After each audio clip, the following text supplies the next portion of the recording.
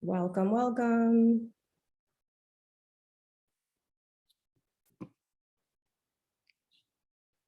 Just checking my meeting waiting room, making sure we let in the folks we need to let in.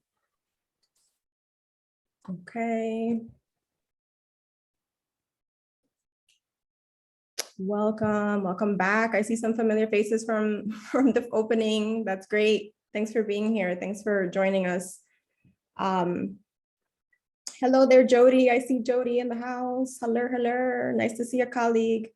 Okay, Guillermo, I see you as well. I'm sure you can't probably turn your camera on because you're always busy. Okay, yeah. Guillermo, Miss Camilla. Yes, Camila. Okay, Doctora Fatima is coming in, and Emma. Good morning, everyone.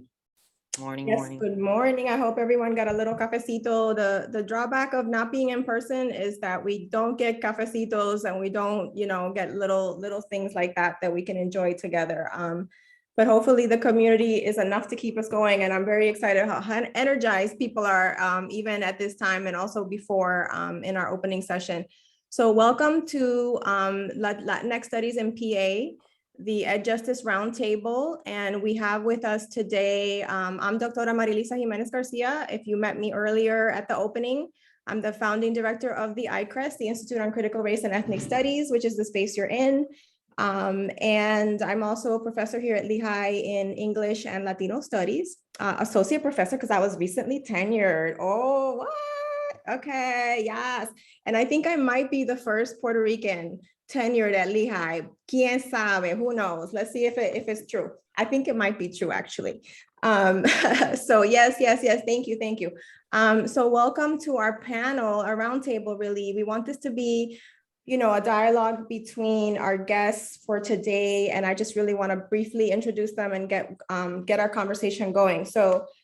First with us today, we have Dayanara Marrero-Allen, who is a high school superstar at Freedom High School, and she will be representing students today. So that's amazing for us to have your participation with us. And Cynthia Estremera-Gauthier, PhD candidate, Lehigh University, and she's out in Philly, but she definitely has some experience here with the Lehigh Valley. So she's with us today and representing, grad student, also mother, community member, just so many amazing things. So welcome, Cynthia. Doctora Vivian Robledo, who is the Director of Student Services and Minority Affairs at Bethlehem Area School District, who is a wonderful colleague and also someone that we've been working with through our workshops as well.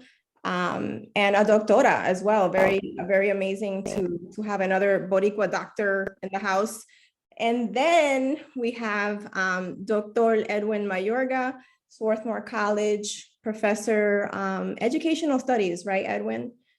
Okay, and he's with us, longtime colleague of mine since I worked at Centro, I believe, Edwin, right?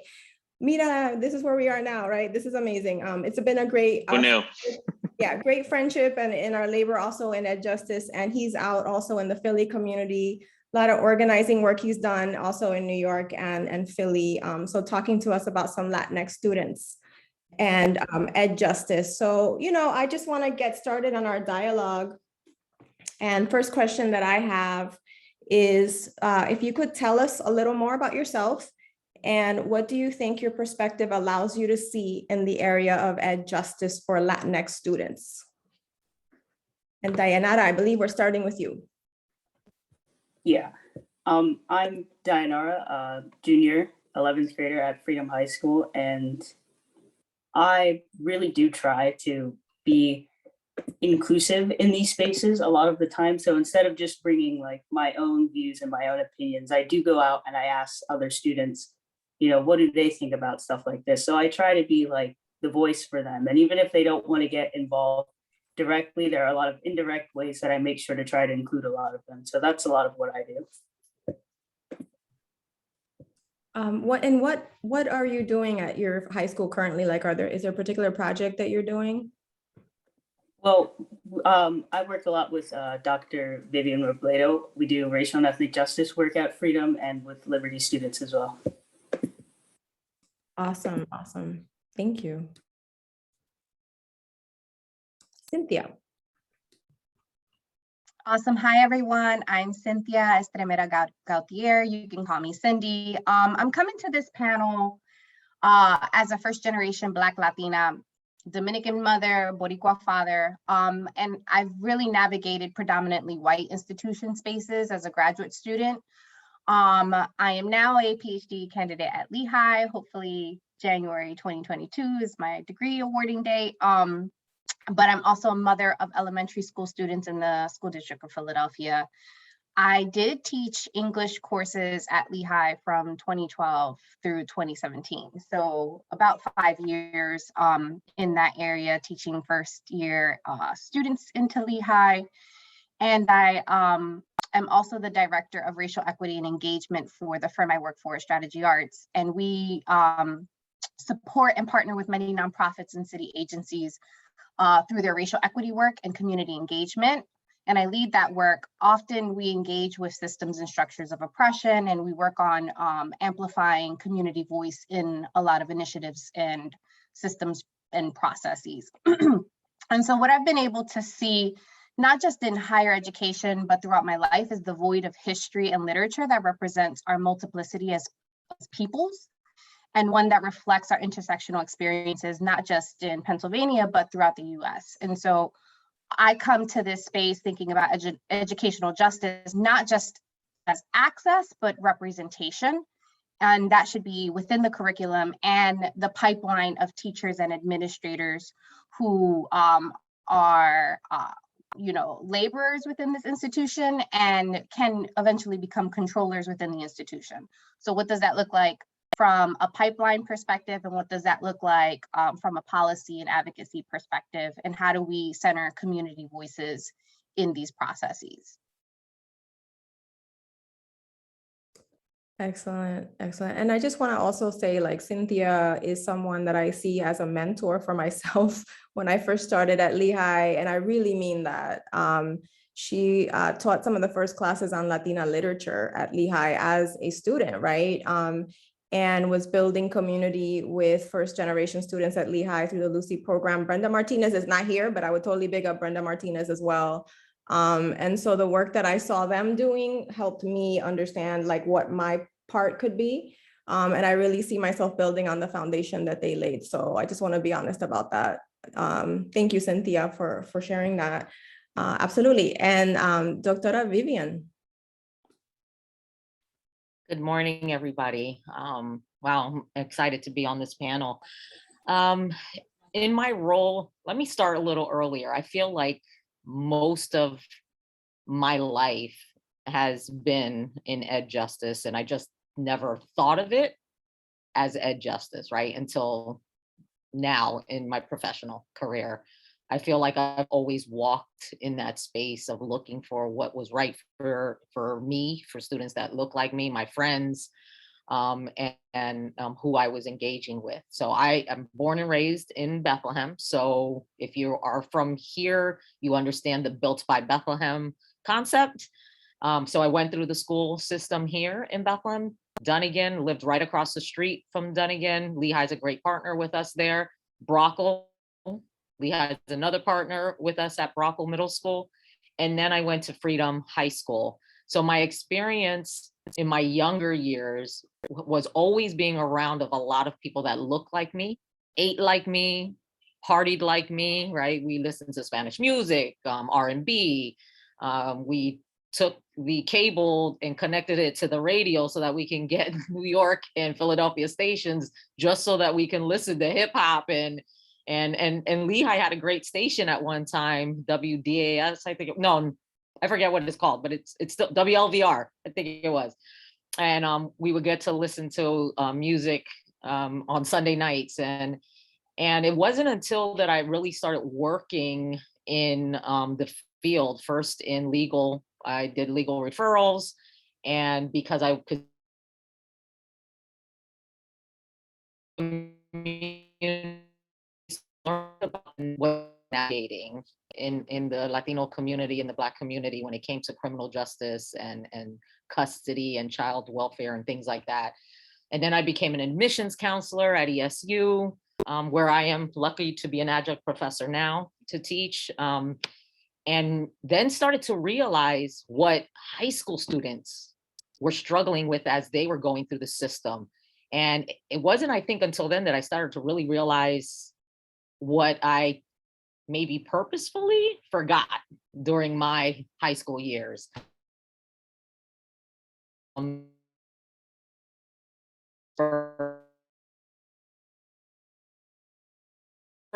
experience that was the culminating event that pushed me into counseling.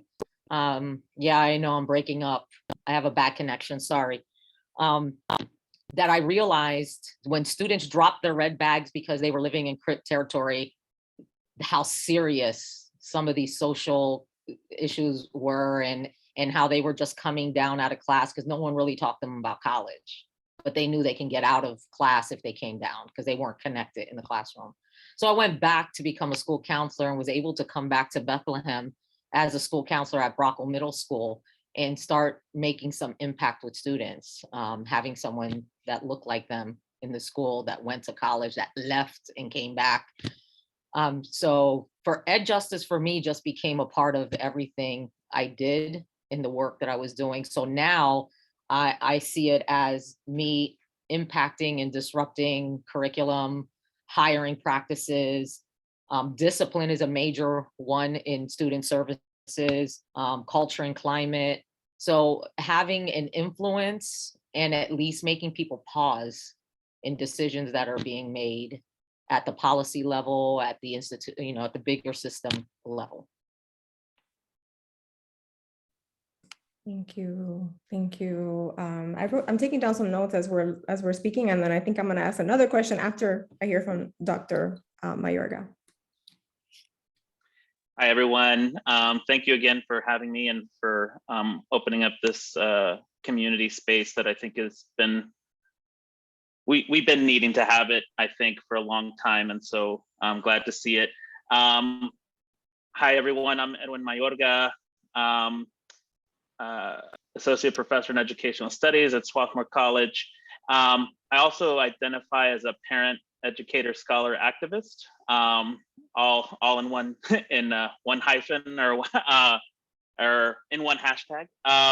But before I go further, I also wanted just to take this moment to recognize the land as and in particular for me, as we have just passed Indigenous Peoples Day, but thinking about Indigenous justice and decolonial work at all times.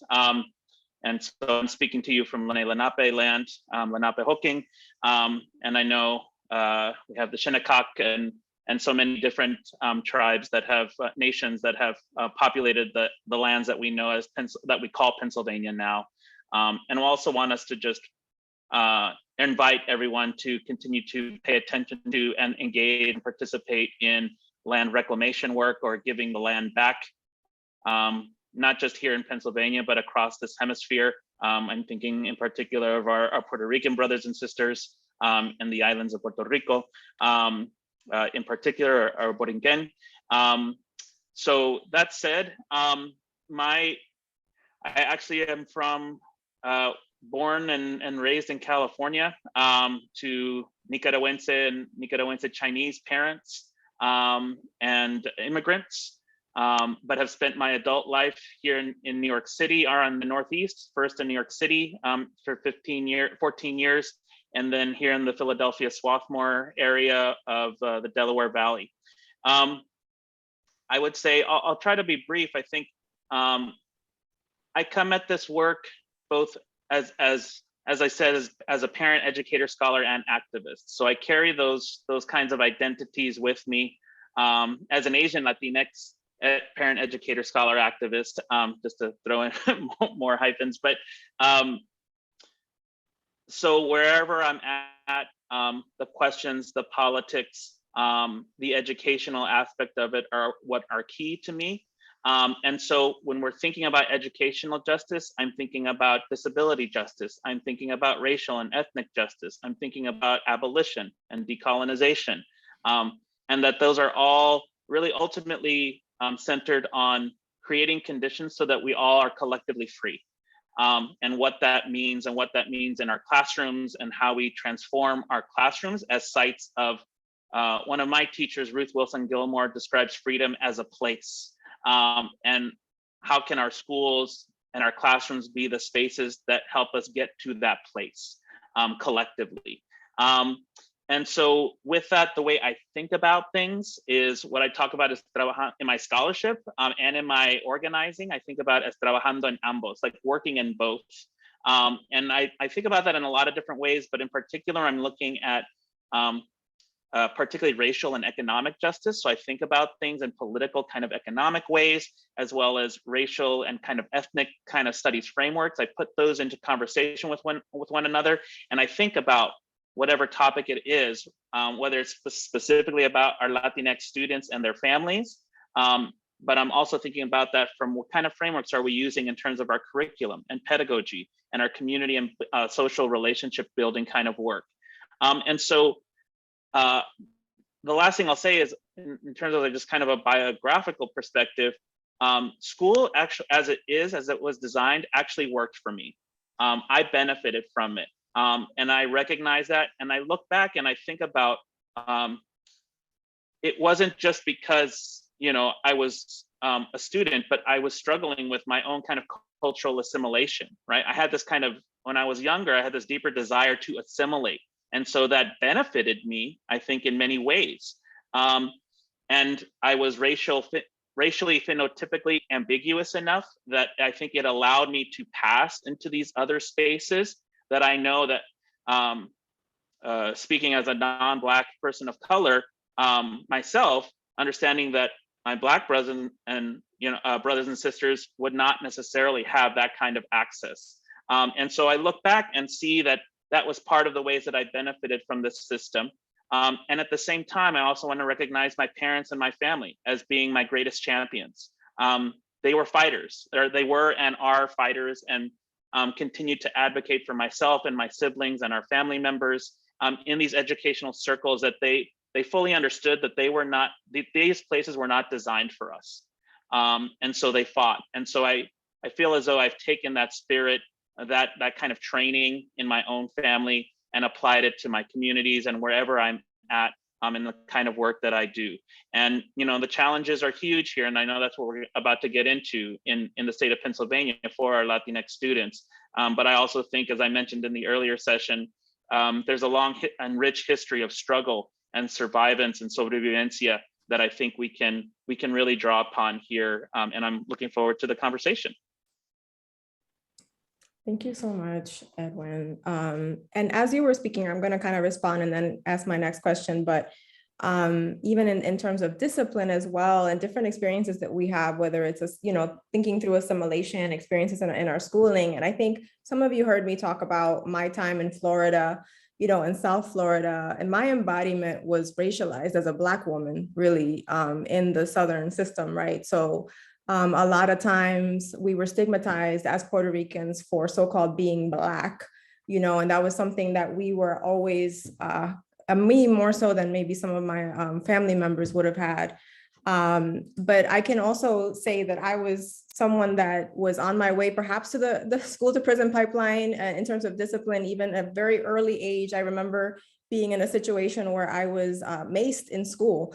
I was like a 9-year-old girl, and a very young, another 9-year-old must have been a white child, maced me, and I was taken to the principal's office, and I was made to sort of be seen as the person who did did the thing instead of had it happen to them. And if it hadn't been for the young girl who felt bad, and she's like, it was me all along, I just don't know where I would be today. So, sort of like these really traumatic moments of living in schooling, and schooling not being a good thing, not feeling like I wanted to go to school. My mom laughs all the time about, like, we can't believe you're a professor, because we had to fight with you to go to school.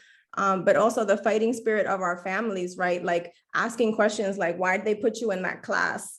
what's going on? Why is my daughter? So, and I think that comes from my New York family, who was always like, ¿Qué está pasando? What did they say to you? Because of their experiences also being in the school system and having the history of trauma that they had. But I'm going to ask a question, if we could talk a little bit more about like, what are some of the challenges that we've had, navigating the spaces we've been in as Latinx, as members of Latinx communities, informal schooling. Like what are some challenges that you can specifically remember happening to you because of your embodiment or your identity? If you feel comfortable sharing. So I remember in elementary school, I was a real fighter then. I fought a lot in school, in elementary school. And it was a lot with boys. So I think I had a lot of gender, sex, having to show who I was.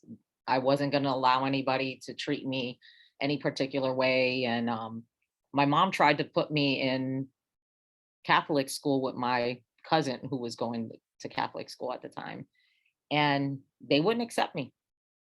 They told her no because of my behavior history. So I stayed in elementary school, which I'm glad that I did. And then middle school, it kind of leveled out because of sports, because of activities.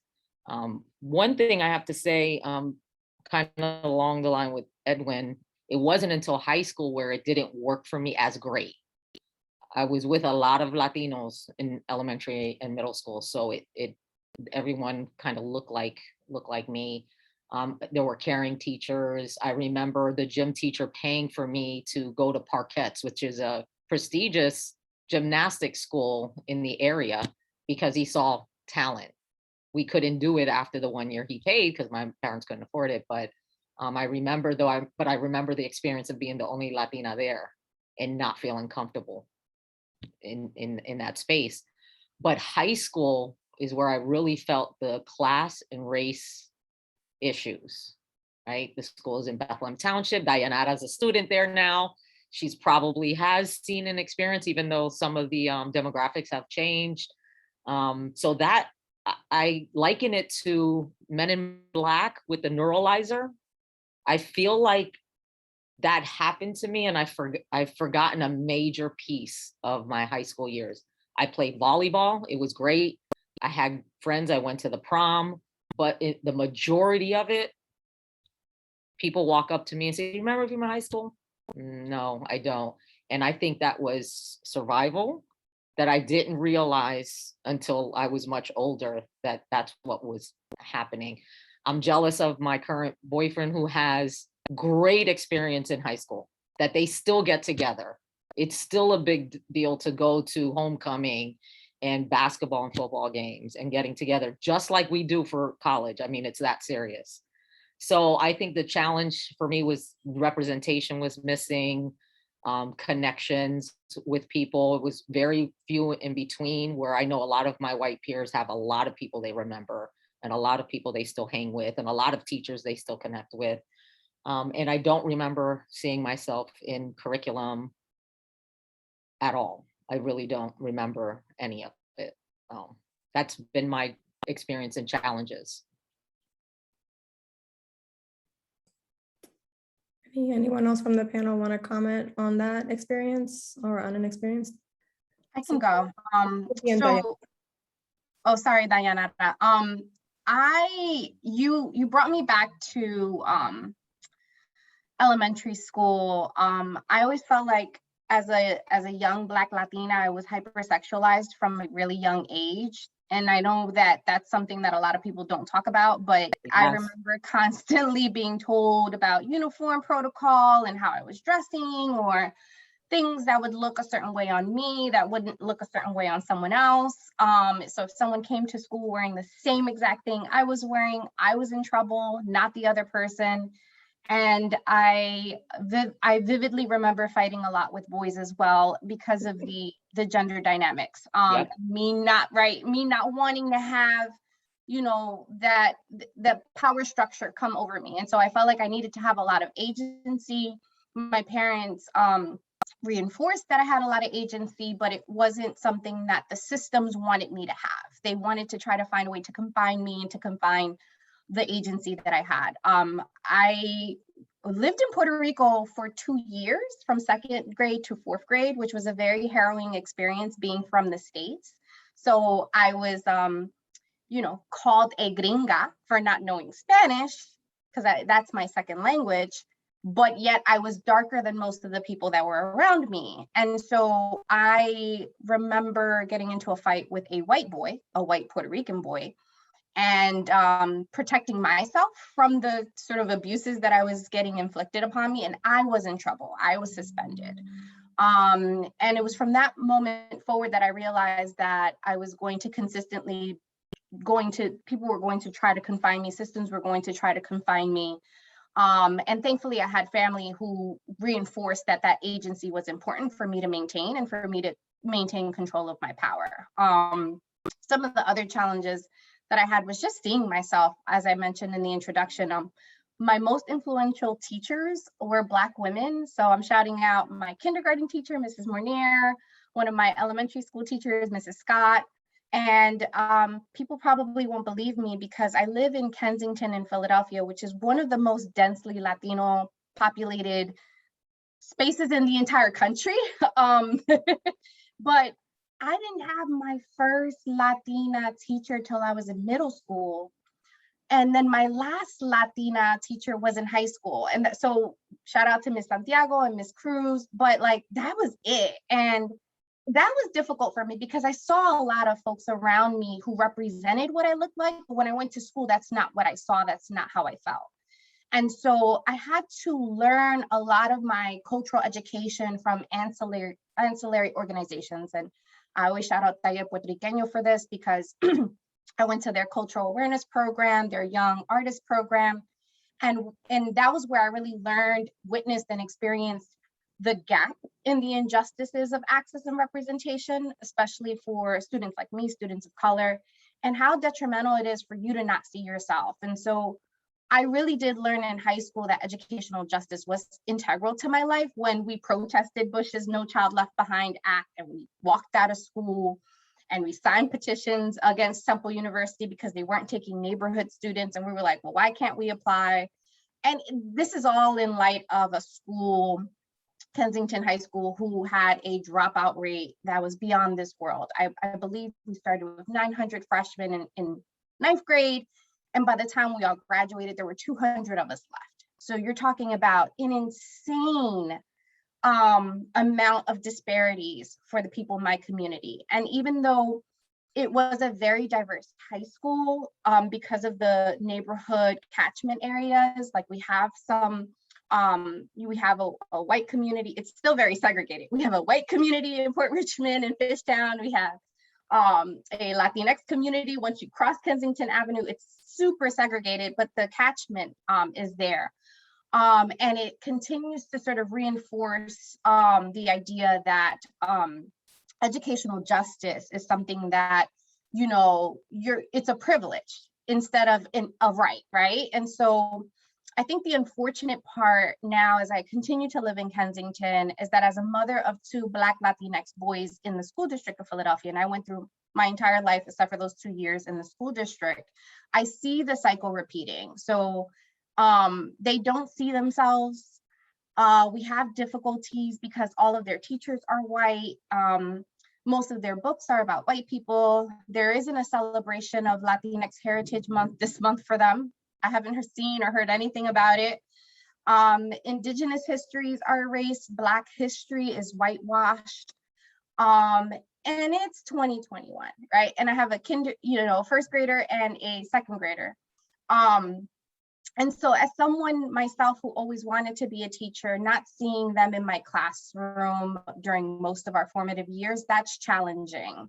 And it really put the onus on me to learn more about my people's history and literature. And so I, as a graduate student now, I wanted to pursue Black and Latinx studies because it's something that I felt was missing. There's a visible gap. for not just myself, but other people.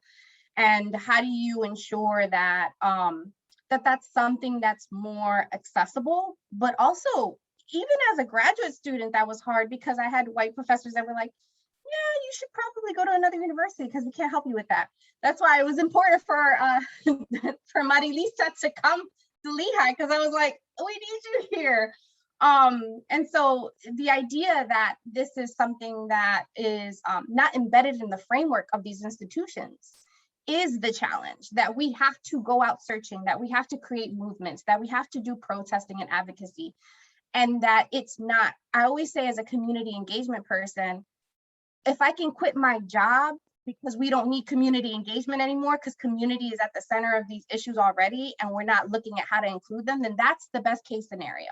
So how do we make sure in educational justice that we're talking about, like you said, Edwin, that freedom is a place, right? That we get there, and that we're not talking in circles about how to get there. But that's some of the challenges that I faced. And I always say that for me, getting through those challenges was that community remained critical, family remained critical, and nuance and context remains critical for us to have these conversations and not act like everything is a monolith. Dayanara, I know you had something to say as well. Yeah, for me, one time in 7th grade when I was in middle school, I never took like standardized testing, so I was always placed in lower track classes, which are a majority of students of colors. And it wasn't until my math teacher really pushed for me to get moved up out of that class that I was actually moved into a higher level class. But the challenge that I really faced with that was actually deciding to leave the class, because a lot of the students during the classes, instead of like asking the teachers for help or like other helpers that were in the room, they'd ask me because I knew what I was doing. And on a student to student level, it was probably more comfortable for them to do that.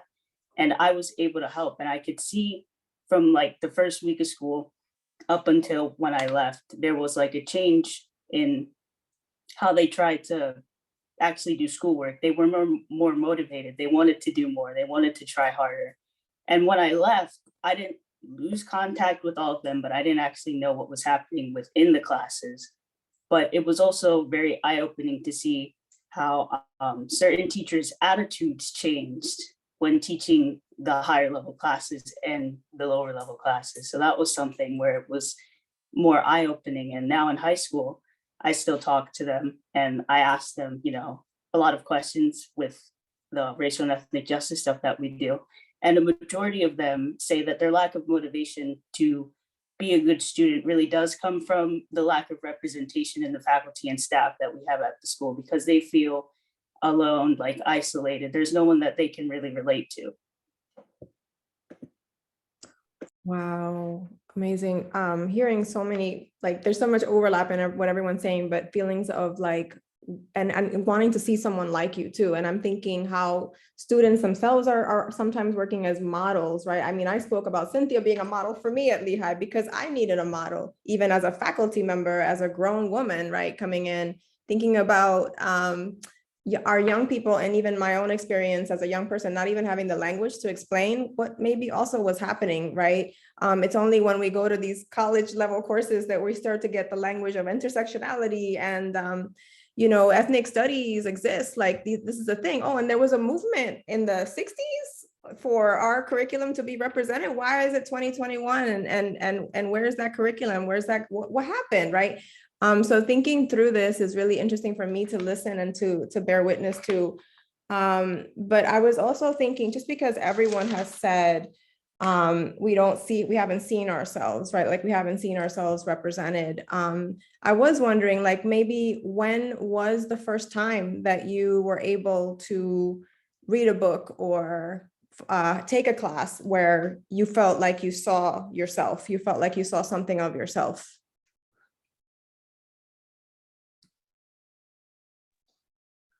I'll just jump in. Oh, go ahead, Diana.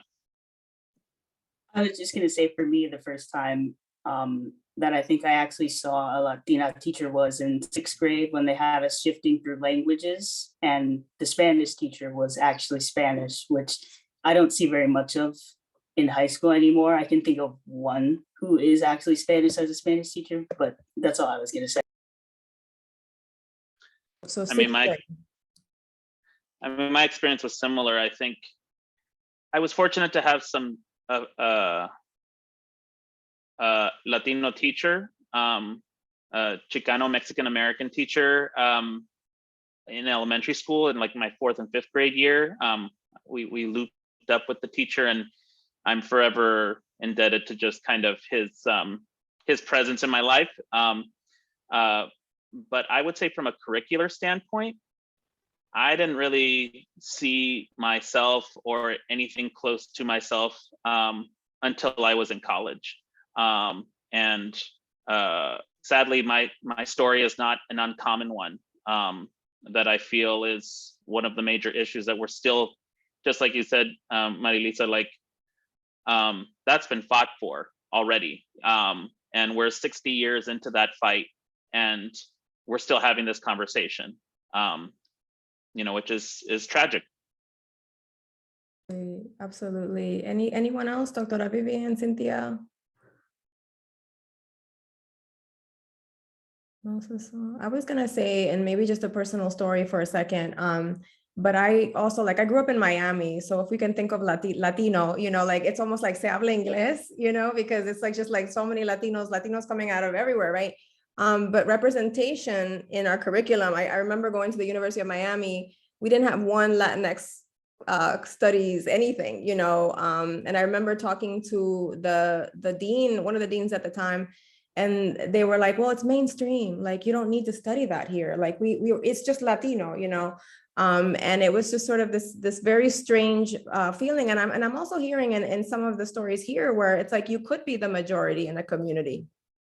You could actually be the majority and still not see yourself reflected in the teaching population, and still not see yourself reflected in the curriculum, which is really kind of crazy if we think about it, when we think about some of the arguments too for why we've been excluded, right? Where, well, it's not a majority population, it's, the kind of way that this idea of being a minority is also not really true, and by being minoritized, right? But also that these movements have existed, and a lot of our parents and grandparents did super fight for these things, and we're still in 2021 and having these conversations. So I think that's really amazing to hear. Who wants to jump in? I see Cynthia and Edwin. Yeah, I was just gonna say, I think to your point, Marilisa, and one of the things I was thinking about when I was hearing the commentary from my esteemed colleagues on the panel here is,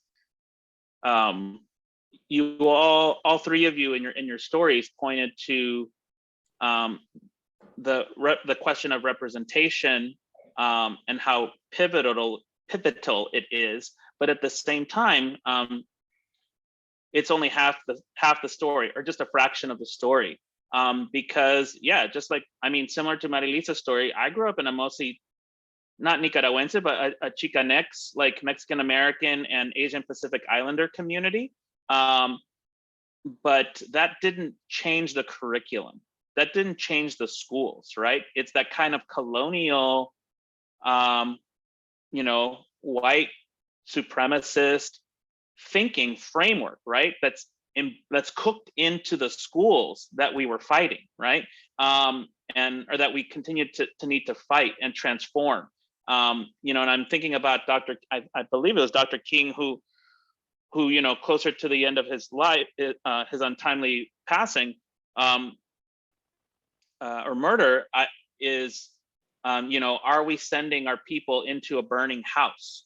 And that's the thing, right? Like, yes, we need to have representation, but if we're still sending people and improving representation and all this talk of like DEI, esto, like if diversity and equity isn't also and inclusion also be engaged in transforming these spaces so that they actually not only look more like us, but that they actually feel like home, feel like us, then I think it actually just modifies or helps oppression to adapt, so that things are changing and we're actually facing people who look like us that are still oppressing us. And that to me feels even more horrific than what we've been experiencing. Cynthia. That was definitely a word, Edwin. I think that part of my scholarship around solidarity, specifically around Blackness, Black and Latinx people, is that, you know, we've worked to some extent to transform the colonial and white supremacist influences on our lives. But a lot of that, as I said previously, is very insidious. And so it seeps in, and then you can find ways where you're replicating the same structures that, you know, are oppressing us. And so I know that that's a piece, especially in my community engagement work, when we're talking about equity, that has to be embedded into the way that you transform institutions and their practices to think more about how does it feel like home? How does it feel safe for me?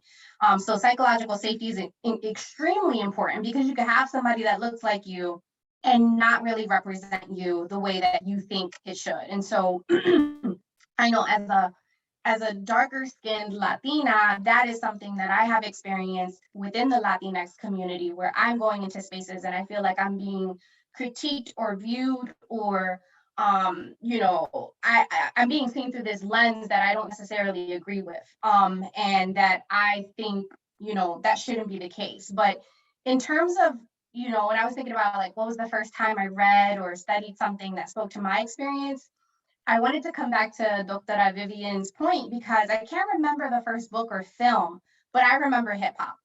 I remember Evie Queen, Big Pun, Noriega. I remember Eve, Little Kim. And then I remember La India, who was like the first person that I thought, you know, looked like me. And I found myself in those narratives and rhythms. It's one of the reasons why hip hop is so central to conversations about identity that I like to have.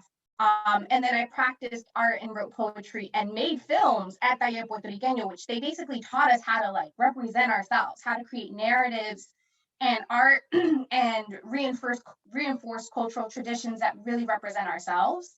And I think I've been lucky to have that sort of vibrant Latinx heritage cultural tradition in the city that I come from, and have some people around me that are interested in cultivating that in me. And unfortunately, many of my Black professors were the ones that were doing that for me, because I think that sometimes, and this is just my experience, so I'm speaking for myself, I've connected with some Latinx people who want to uphold structures of white supremacy or want to uphold colonialism in ways that I don't agree with. And so I think what we have to do is start to understand how we can integrate, you know, into these movements together, and start to look within at the ways that we're upholding some of these structures, and really challenge the system that's trying to keep us isolated. And because I keep hearing this theme about representation, but I think it's more a theme of isolation. Like, we're all isolated and we're going through these systems in silos, and we're not able to compare our experiences to each other. And so there's this competition, right? And so my self-representation really did begin in college. It's when I took my first Latinx literature course from a Black professor. And I was connected, my Black professors connected me with Latina professors who could support me outside of the institutions that I was in, and connected me with the Latinx literature that I wanted to, that allowed me to see more of myself within it. Doctora Vivian. So just briefly, I think I remember the first book that I read, and it was in the later years of my 4 years in college. It was around Young Lords. I had learned a little bit about Black Panthers, but did not know about Young Lords. And that was like so riveting and eye-opening to me to learn about Young Lords, like, and the women that were involved in that movement was just amazing. I think that was what opened the door to other books and things, but the silos and the missing connections, I think that's a major problem when we're even looking at how to diversify curriculum. It's almost like, well, we got to do this group first and then this group, and missing the connections that we have with our African-American brothers and sisters. Like, some of the fights that we have fought together are not being connected in curriculum. They are separated. You almost don't even know that they happen together at the same time. Nobody knows about the work that Black Panthers and Young Lords did together in New York City and Chicago. That's all missing. And you can see the strifes and the battles that are happening in Chicago within Black and Latino groups now, that if they only knew about how far they got from the work that they did together early on. And we're complex. When you look at Latinx as a total group, it's very complex. There's so many differences within that those groups that I almost feel like it's done on purpose to not allow us to look at each other separately and together, right? Because that keeps us in this group divisive of Black and white. And I think that it lends to the anti-Blackness that has been allowed to permeate a lot of our cultures, and the need to specify a nationalism, and that I am Boricua, I'm Puerto Rican before I'm Black or white, right? So again, that kind of gives to that fight and anti-Blackness. So curriculum needs to be connected and happen at the same time, not separate. Yeah, definitely. I think it's also interesting how when, for all of us today, how when curriculum wasn't happening, how we made our own curriculum in many ways. And I think this is something that I want to celebrate about Latinx students and about students of color in general. That's something we've definitely even seen at Lehigh, with the Latino Student Alliance and the Black Student Union getting together and saying, like, we don't have these classes, so we're going to have our own class, you know, and looking up resources and doing it themselves, and then asking for the space that we're currently in, which is this research institute, to bring together solidarities, because they're sort of being asked to choose even as they find a major and fill out courses and, you know, that sort of thing. And teachers also, or educators like myself, being forced to sort of say, well, which discipline are you? Like, well, I don't know, like we don't really do that in that discipline, you know. So really trying to talk about these things and having a conversation about them, but also having a dialogue and centering it as research, and knowing that this research is out there, that these aren't new conversations, right? Like, so you talked about the YLP, the Young Lords Party. Iris Morales has like this beautiful book, In the Eyes of Rebel Women, that I've been teaching in some of my courses.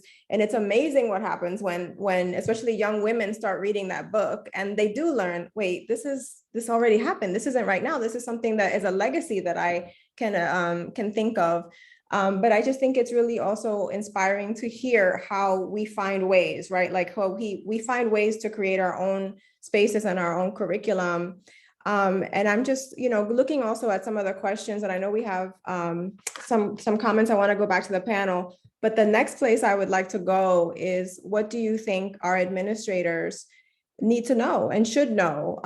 You know, what recommendations do we have for them, and what are some ways that we can start to really fill in these gaps, you know? And especially if they were listening to us, obviously. I think one of the problems is that they maybe aren't listening to conversations like this one, right? So that might be my answer right there. But that's certainly a hope we have with cultivating these spaces and these conversations. But what do you think people should know? But first, I would like to hear Edwin and Doctora Vivian. Actually, I didn't know that. Dayanara, did you have any comments? I know it had been a while since you had gotten a chance to speak. I just wanted to make sure you felt you were okay. Yeah, you can speak now. It's fine. Oh, okay. Thank you.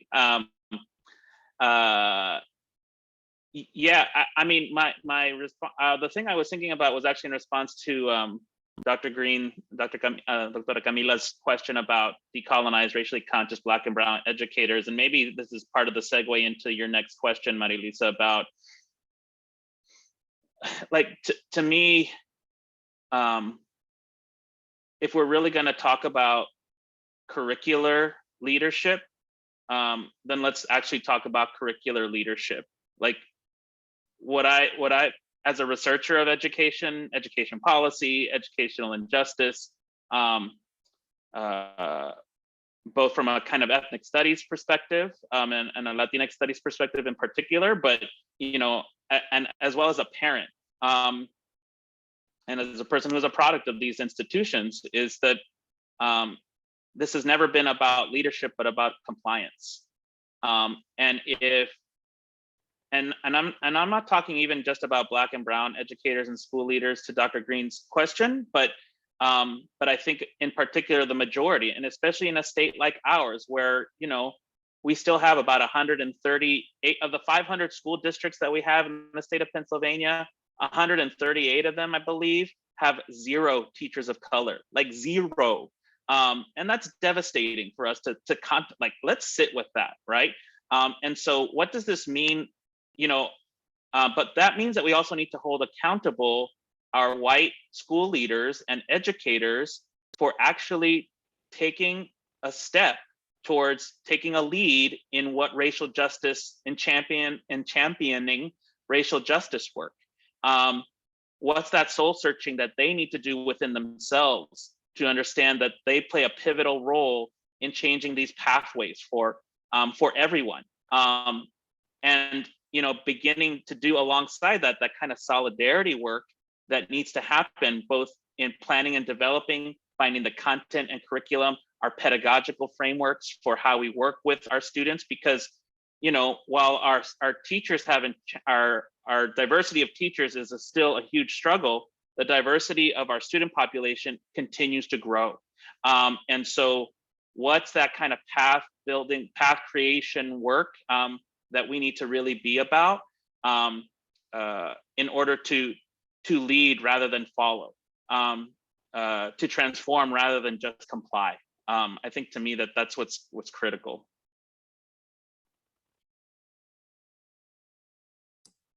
Was someone else going to respond there, Dr. Vivian? Just some briefly, we have a lot of experts in the area of curriculum, right, and instruction that are Latinx, that are African American. And I think what happens in schools and in public education, maybe everywhere in some sense, is that we feel this burden or need to control it, to lead it, and we're not the experts in it, right? So I can help my district find information, explore areas, but it's not my expertise. Curriculum is not my expertise. And I can admit that and be okay with that. You can't be an expert in everything, but I can connect you to the experts in that field. I mean, you all here, Dr. Edwin, Marilisa, Cynthia, you're up in there. It's not me. So I think we need to admit where we're not strong, because we, in Bethlehem, at least I can say we're attempting to make some changes to the curriculum, right? It's a slow moving train, bus, maybe cart and horse. I don't know what you want to call it. It's slow moving, but we're doing it. And it wasn't until students who graduated just last year that kind of like made us make the leap. Like, hey, Dr. Roy, why didn't I learn about Rosewood? Why didn't I learn about Tulsa? All this is being talked about since the murders of George Floyd and Breonna and others. And I don't even know how to contribute to that conversation because I didn't learn anything about it. I'm learning it now. So, regardless of what the motivation was, it was the motivation. And now we're doing some of that work. But again, in my opinion, a little disconnected with the Latino population we have. We're 44% Latino. So we have to connect it and we have to go out to the experts and bring them in to be able to do it well, make it enriching, and just explore how wide and deep it can go. So I think that's what's missing from the work. And the voice of parents, they're too easily forgotten. Even though we do a decent job of trying to connect parents with community engagement and parent engagement, it's never really around curriculum. It's usually around your child's experience and culture and what are the services you need. It's never really around what would it look like to see yourself in the curriculum. What would it look like to see people that look like you in the teaching staff? How do you think we should go about that? So I think they're left out. And then the next one is we're doing better in asking students. At least I am working with Liberty and Freedom. But we don't ask them enough either. Dayanara, I didn't know if you wanted to maybe add something there since you're our student voice. Yeah, a little bit off of what Vivian said, like within the high schools, I think the place where the curriculum is questioned most is in these history classes, discussions with these history teachers. And it's always there where you see students really start questioning, like, well, why aren't we taught this? Or for like Latinx students, I remember speaking to some and they were like, well, why aren't we taught more about ourselves? Like for some of them, they know nothing about their history. So in spaces like that, and in other classrooms like maths and science, there really isn't a space for it because it's not that centered on what happened in the past, what are we doing now in the future, and what's happening in the present that's changed. Can I just add really quickly? I think to Dayanara's point is just the, and to Dr. Vivian's point about, I think part of what we need really is to have a clear curricular pedagogical vision for what we want to do in our classrooms, right? Like, so it's not just about getting more books, right? But what are we going to do with those? You know, getting more voices in the room. And I mean, I'll give one example in the work that I do. Part of what I have done is something called, I'm the founder and director of something called the Barrio Education Project. And it's a youth participatory action research project. That started with historical kind of archival research and like finding out about our own stories, right? What are our own histories? And we were going to Centro, this was in East Harlem in New York, and we were in Centro de Estudios Puertorriqueños archives, and my young people who were college age, young women from El Barrio were like, who's this person, Antonia Pantoja? Like, I've never heard of them, but damn. And I'm like, yeah, that's your story, right? These are our stories, and these are our people, and these are the fights, and this is what, you know, these are the blood, sweat, and tears that we have been denied. I think, you know, to me, it's about having some intention that education is truly liberatory and transformative. I think, as Ms. Green noted earlier, where if the focus is really about liberation, you know, which I know it's not, right? That's not that's not what we're talking about. It's on the state level or the national education policy level, right? But that should not prevent us from asking those conversations at the grassroots, at the community level, so that we can start to let it ripple out. Because it's not gonna, we can't wait for the people at the top to like change things, right? We have to go out and fight for it, because that's what we have already been doing. And so on a local level, working with like people like Dr. Vivian, like at the district level, at the classroom level, where we're just, and then working with community and parents, right? To actually say, like, what are some of the key stories? You know, what kind of research can young people, what kind of questions do young people actually have of their own histories that we need to gather more information on and be responsive to that, rather than you know, just kind of treating young people as like these blank slates, right? There's like a ton of knowledge that they and their families bring with them to the classroom. It's rendered invisible and illegitimate because of our colonial mindset. But I'll stop there. Yeah, for sure. And I want to start taking questions soon, but something I want to make sure we say too, in terms of curriculum, it's also curriculum and instruction, right? Because we can have all the books in all the classrooms, we can have all the Toni Morrison novels, you know, and if we're not prepared to engage a classroom and cultivate a space where our communities of color feel that they are welcome, that they are in a safe place, there's not much that novel is going to do for you, right? So I think it's the relationship the teacher brings to the classroom.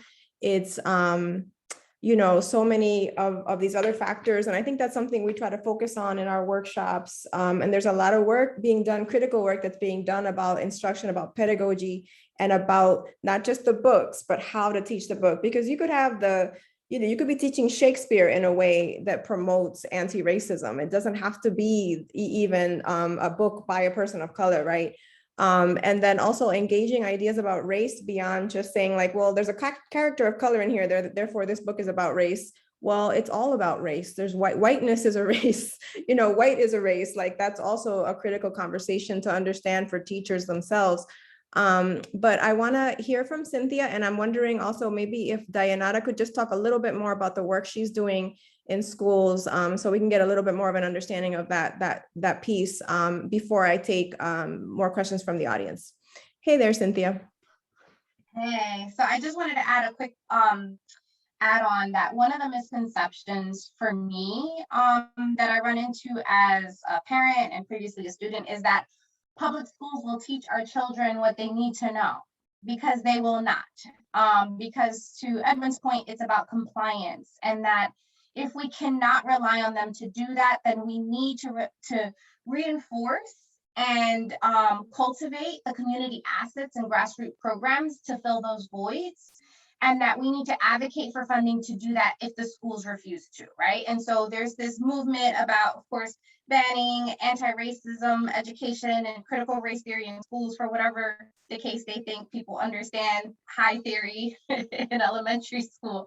But if they cannot do that, then we need to go back to the grassroots community level and look at the institutions and the organizations that are doing that work and big up and uplift those nonprofits and organizations that are creating this sort of heavy lift safety net for cultural education, and support them in doing more of that, and support them in advocating for, you know, themselves as institutions of the community, for ourselves, for our elders, for our children. And so for me, what I would like administrators and policymakers to know is that policy shifts for federal funding needs to happen, and that's part of the systems change. And so if we want to, you know, get money to trickle down to our communities, we need to bring the community organizations up so that they have access, because they're doing a lot of that work that the schools are not. And so if we're looking at sort of reframing education or educational justice, then we need to think differently about our educational institutions and how they work. And so, you know, just the last piece for that was that I hosted a series of conversations nationally about evidence-based pathways for underrepresented students. And this was in Chicago, Detroit, LA. And one of the major pieces of contention was the lack of contextual research in evidence-based practices for curriculums. And these evidence-based practices are dictated by white supremacist, colonialist ideas and research. And so this takes away access of cultural studies if they're not pedagogically sound or evidence-based. And so if we're relying on these institutions who are operating within this sort of framework, then what we need to do is move outside of the institutions to create systems change, educate community and parents to advocate for themselves. There's an amazing organization in LA that I worked with the executive director for, that she has a specific organization about educational advocacy for parents and community, for Black and Brown people and communities. And we need to teach parents to self-advocate for themselves and their children, so that we can be more of a collective community to force administrators and policymakers to come to our tables, so that we're not going to their tables. They have to come to our tables. We're making such a movement with educating each other that they have to come to us. And so back to your point, Marilisa, about like, we've been creating our own curriculum, our own studies. There's an integral expertise within our own communities, and we need to hone in on that a little bit more. Excellent, Cynthia. I was also going to say something to think about is that if you're a policymaker or a donor or, you know, a university administrator today, sometimes the best thing you can do is just write that check and then take it, you know, and hand it to the person who could best use it, rather than seeing yourself as the originator or, you know, the person who needs to put together the theory. Just build with the people that are doing the work and give them the support. And sometimes they just need that monetary support, and be willing to know that you may not be that expert in that space, and that's okay. We appreciate your donations, you know, and universities, we have a lot of funding that we could bring to some of these programs, but do we have to be the ones telling people what it should look like? And I would also say, like, if who gets to decide when a curriculum is representative of a community, the administrators or the community, you know? So even if administration has been doing well and that, hey, we had this effort happen and that's a great thing, that doesn't end the fight, you know? And you shouldn't stop until your community says, hey, I see myself, not we did that one thing and now we're good, you know? So I think this is a call to action to continue to build and to know who really should be maybe making these decisions, right? But Dayanara, I wanted to go back to you about the work you've been doing with students in the Bethlehem area schools with Doctora Vivian, just because I know you kind of mentioned it here and there, but like I would love to know, I'm sure our panel would love to know a little bit more detail about what you as a student, and we just give you major props for being in that position at such an early age. Thank you for the work you're doing, but if you could just talk a little bit more about that work. Yeah, so a lot of what we do is we do Zoom meetings. Sometimes it's just Freedom students or just Liberty students. Sometimes we have collaborative meetings, but we talk about a lot of current events that relate to like anti-Black issues, a lot of the mistreatment, oppression that people have been facing in this country. And what we really try to do is just have open discussions about it, how us as students are affected, what we want to see change, what we want to see happen in the school. And there's not a lot of kids at Freedom who do it. And I do ask, but a lot of them either, you know, they don't want to be as directly involved or they're not really comfortable with coming in on the Zoom meetings, but they still want to try and be involved. So what I do is for a lot of the topics that we talk about, especially the ones that relate to the school and processes that happen in the school, is I'll ask them questions and I'll take their answers, I'll write them all down and I'll do that and I'll share it that way. That way they can still be involved without having to be as direct. Amazing. I would love to come. So please invite me. I'm trying to get it. Yeah. As long as you don't, I'll turn my camera off and, you know, you can just pretend I'm not there, but I would love to see more of that work and find ways to partner with you all in that. Cause something we've been really hearing too, in terms of working with our teachers, obviously, but working with our student population and like really hearing those needs and obviously working in an ethical way that supports them. Dr. Mayorga, you had something to say perhaps to add? Oh no, I put it in the chat, you know, but just quickly, like to your point about, you know, fighting like the struggle for Black history at the high school level here in Philadelphia has been a pivotal achievement, but to sustain that and to allow it to actually expand and grow, you know, there have been some lean years politically speaking about that. But now, you know, I'm seeing some really hopeful things because there have been some key former Black history teachers who have moved into some of the administrative roles. They're playing a key role in transforming social studies education at least at the secondary level and eventually into the K-12 level. But it takes us getting folks in there, right? And you know, folks that have been in this fight for a long time in lots of different capacities. So, but it's certainly not easy work to actually do within, you know, by default, like racist kinds of institutional structure. And I was also going to say, I keep hearing social studies, you know, to think about like the moment where we talk about folks of color will be in the social studies curriculum. And I think Dayanara also might have hinted at this. But I'm really hoping that as educators, policymakers, we understand that conversation belongs in every one of our courses. And I would even say there's some STEM research out there that would also say, you know, that we need those models in every one of our courses. And it's not just like that social studies unit is where we should hear it, but what's going on in the language arts course, like what's going on, you know, in the science course. Are we learning about our leaders in science that are of color and are providing models for those young people, right? So that's something definitely I think is also kind of coming through for me in this conversation. But Doctora Vivian, yes. Dayanara, if you can see Ms. Camilla's question in the chat and then respond to it. But first, so it took the pandemic and the murders to get us to a place where I was able to meet with students.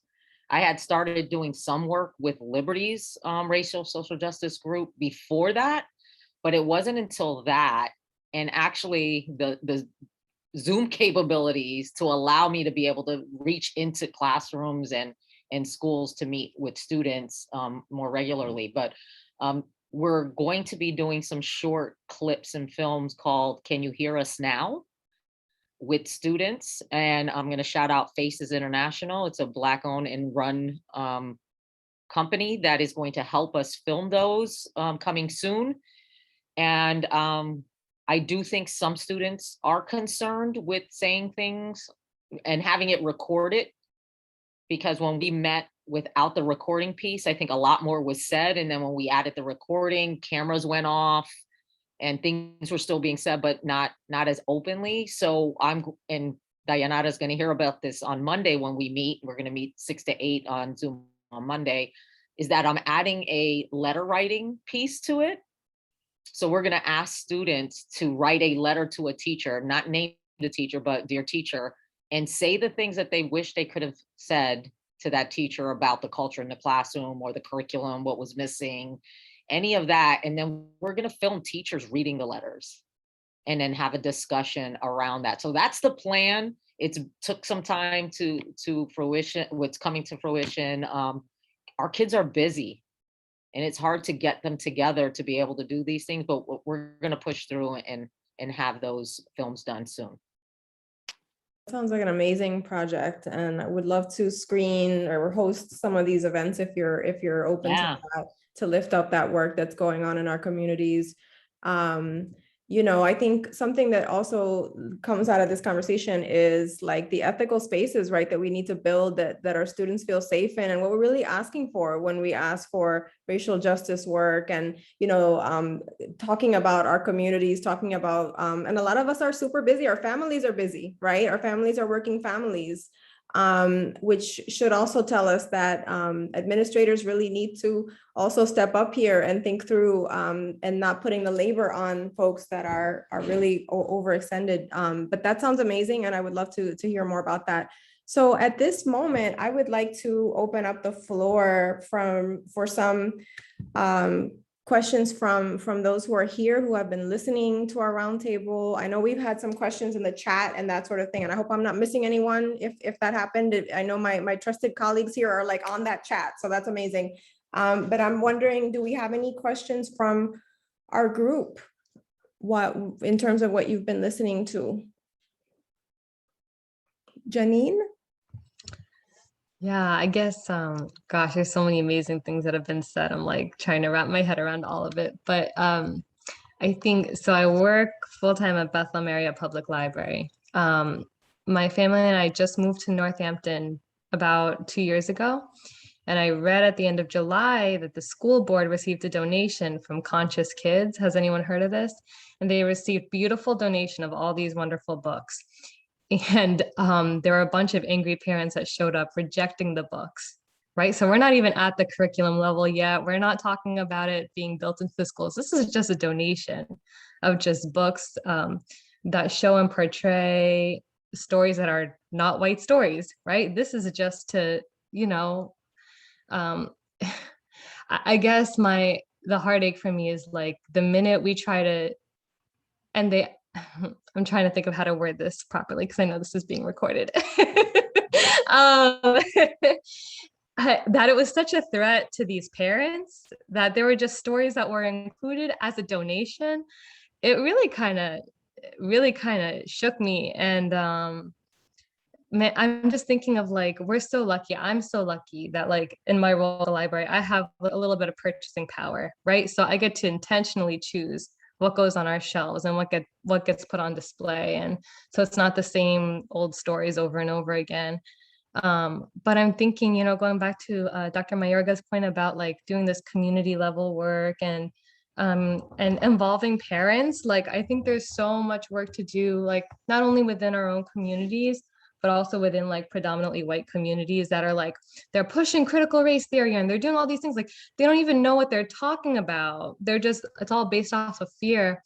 And so I'm always trying to think of creative ways to do that, to be able to talk to parents like at the library or like in school systems and these school board meetings and say like, this isn't what you think it is. Like this is, and I like the analogy before, someone said it's not a cookie, right? Like there's like the biggest lie is that there's like a scarcity, right? And that we have to fight, and that's not true. And so I'm just always trying to think of ways that I can really like, it's easier for me to have a conversation one-on-one with parents or people in the school system, but it's really hard on like a level where everyone's screaming at each other, like these school board meetings and these places, to like actually have change. And like, we're not even talking curriculum level, we're just talking about like getting some books in. So I'm just interested to find out what you all think would be some really like tangible tactics we could use to engage some of these parents that are somehow feel threatened by just non-white stories or, you know, different ethnic stories.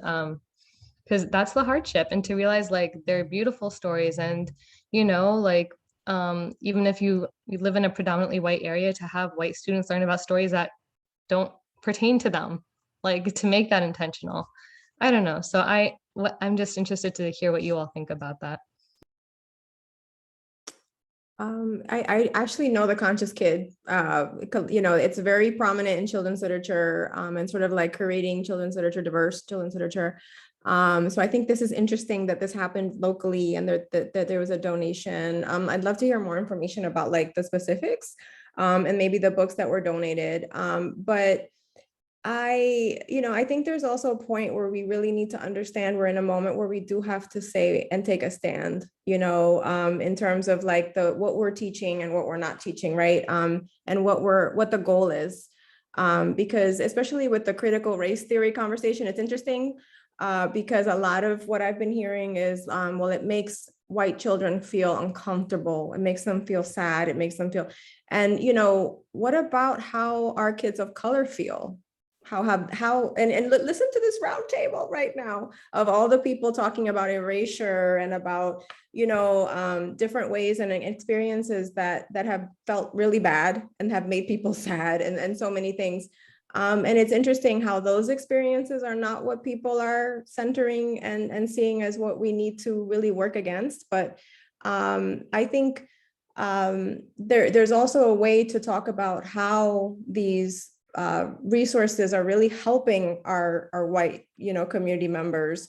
And I would be happy to bring students who could speak to that, students who sit in a lot of our courses and who are white students who are, very engaged and very much interested in a project of dismantling, what is essentially white supremacy, right? Like a lot of people don't want to use that term, and that's, maybe there's another term we could talk about: superiority, European superiority, different ways we could couch the conversation. But I do think there's a moment where we're going to have to say, this is what I think, and this is what I'm going to have to side with, because it's not neutral. It's not a neutral situation. And I mean, there might be some books on that list that you could probably say, maybe this isn't, and with all diverse literature, I would also say, like, not all of it is great literature. Some of it isn't the best written. Some of it may not even be written by a person of color, and does that matter, right? So I would be happy to talk a little bit more with you specifically about that, just because I'm close to you and could work with you a little bit on that. But that's something I would say, but I'm sure our panelists have more to say about that. Cynthia and maybe Doctora Vivian. You can go first, Doctora. Actually, my hand was raised from last time, so. Okay, I'll weigh in. So I think the conversations that I'm having with institutions and organizations around racial equity are explicitly about ensuring that there are more white people entering into these conversations, to have conversations with other white people to educate them. And I know that sometimes people give pushback for that, but I always say that in terms of allyship, one of the things that needs to happen is we do need to take a stand, but we also have to understand that we're not here to climb the hill by ourselves. So we need other individuals who are claiming that they support, who are claiming that they are intentional about doing this work, who maybe are the white professors at the university who are teaching that Latinx studies course, because there aren't any Latinx professors at that university, to come over and have conversations with these white parents, with the white community members that they understand that are inflicting harm by being by resisting, you know, this kind of integration.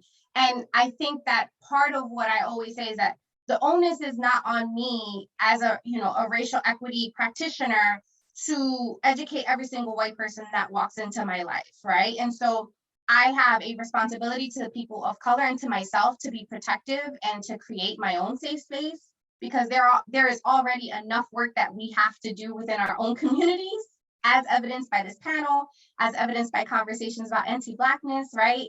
And other kinds of erasure for people intracommunally. And so we need white people to do that work too, right? And we need, it needs to be a diverse coalition of folks who can come together. So Deneen, I think that's a great question. Like, how do we do this? We need to think about where are the anti-racist white folks that can really be engaged in these conversations, that can speak to people at that level, and bring them to their understanding, because we're all on a different racial equity journey. And some of us are learning advanced, statistics, and some of us are learning basic algebra. And we have to understand that those levels are very different. Absolutely. I always use the analogy also of, like, the Ibram Kendi series. There's the How to Be Anti-Racist, and then there's Anti-Racist Baby. And then there's, the YA version, and I think some of us need to really be honest about where we are in the journey, that we're probably more at the anti-racist baby level than we are in the larger, version. But I would definitely say we need to identify anti-racist, white community members who are willing to take a stand and say, well, I would like my child to read these books, or whatever that might be. So I know we do have them absolutely in this community, but perhaps asking them to step up a bit more too, right, would be part of the call to action here. Other comments or questions? I had a question. Okay. Something that Edwin said really resonated with me, in that, growing up the way I did, I benefited from these systems, and I thrived oftentimes in these systems because I was able to assimilate. And so how do we resist assimilation, and how do we help develop really systems and spaces where assimilation isn't almost required of us?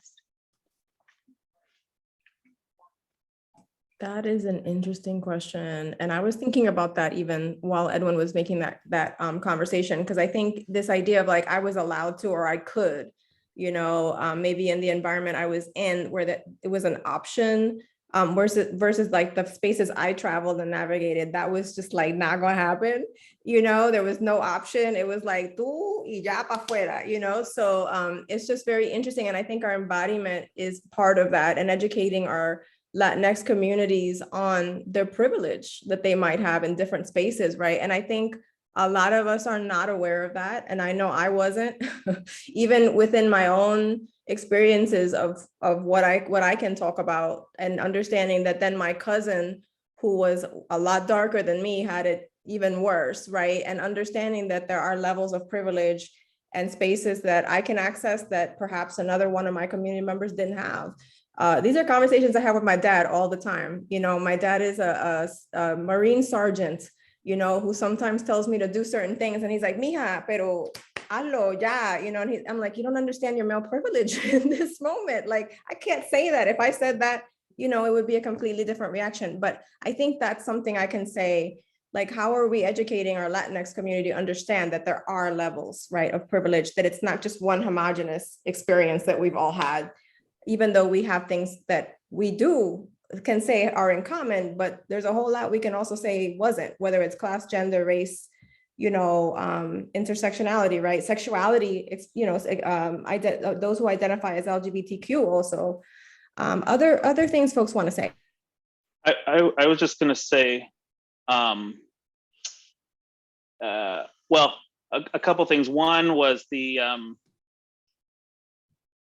we started to get into this conversation, and it happened also in the earlier conversation in the morning session, is just the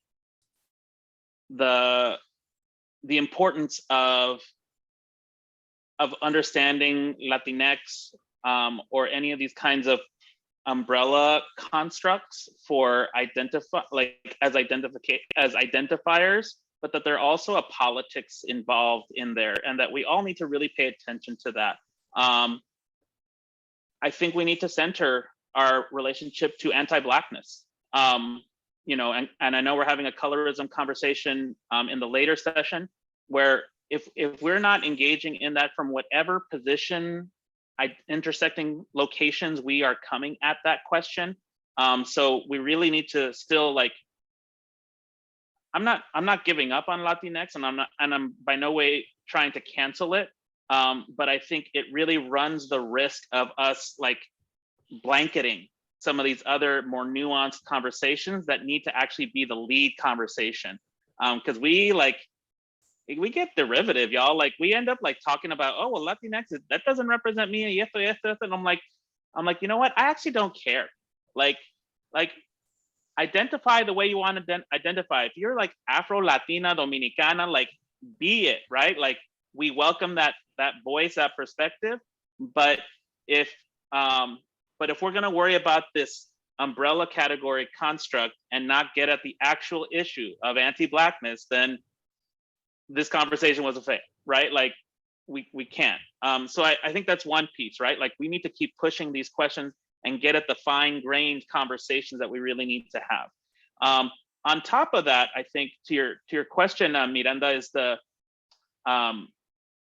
I put it in the chat earlier, but a book that Barrio Education Project has I wrote a chapter about in the book, Participatory Action Research Entre Mundos, or PAR Entre Mundos. And what the book is really about is a pedagogy of las Americas, right? A kind of understanding of a framework that would create those spaces that you're talking about, right? Because the fact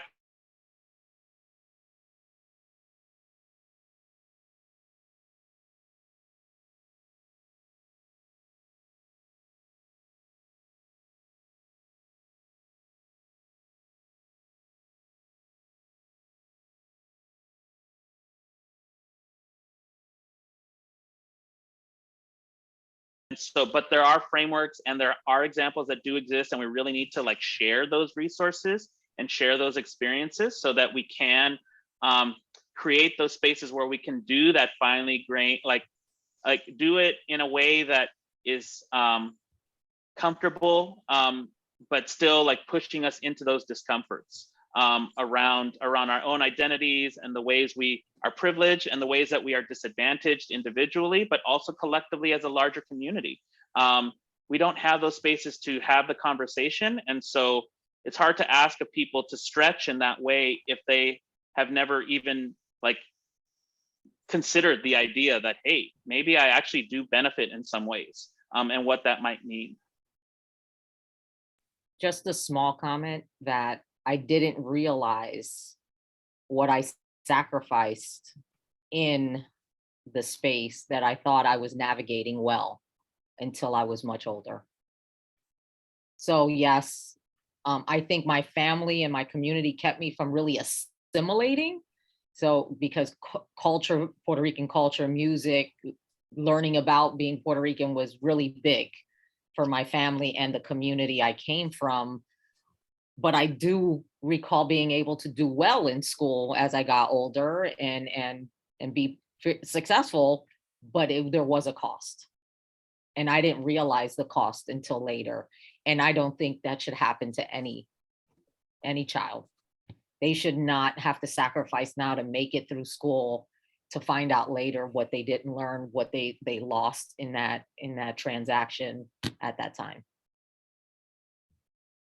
And I think part of the work that we're doing at Justice in many ways is that recovery process, you know, in so many ways of even as older, as adults, right, in our different positions and in our different sort of spaces of influence, how can we advocate so that it's not, you know, it's not someone else, it's not our children, But we are running up against some real structural issues as well that I think we can all agree are still very much with us, that we have to be active in dismantling. And this panel, I don't know that I can wrap it up because it's just been amazing. I am just so thankful. Edwin, I want to say, do you have something you want to say very quickly? Just really quickly, and I apologize, I had meant to weave this in sooner, but one of the big elephants in the room in the state of Pennsylvania is our fair funding. Yes. Our lack of fair funding for schools, right? And I think we really need to be able to walk and chew gum around this conversation around racial and ethnic justice and fair funding.